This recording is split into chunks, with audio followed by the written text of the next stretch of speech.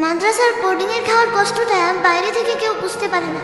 যারা ভেতরে থাকে তারাই শুধু জানে পেটের ক্ষুধা আর মনের কষ্ট একসাথে কিভাবে সহ্য করতে হয়। অনেক সময় খাবার সামনে আসে, কিন্তু সেটা দেখে খেতে ইচ্ছে করে না।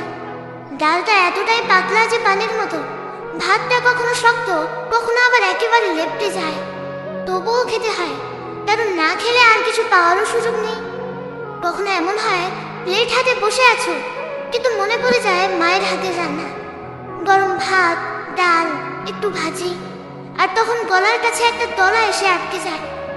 খাবার মুখে তুলতে গিয়ে মনে হয় এটা খাবো না কান্না করব। অনেকেই বাইরে থেকে বলে, এ তো খাওয়া তো পাচ্ছ, কিন্তু তারা জানে না শুধু পেট ভরানো আর মন ভরানো এক জিনিস না। কখনো রাতে ক্ষুধা নিয়ে ঘুমাতে যেতে হয়, কখনো খাবার কম পড়ে যায়, লজ্জায় আর যাওয়া যায় না।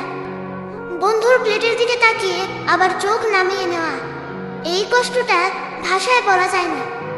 সবচেয়ে কষ্ট লাগে তখন যখন মনে হয় আমি যদি বাড়িতে থাকতাম, আজকে হয়তো মা জোর করে আরেকটু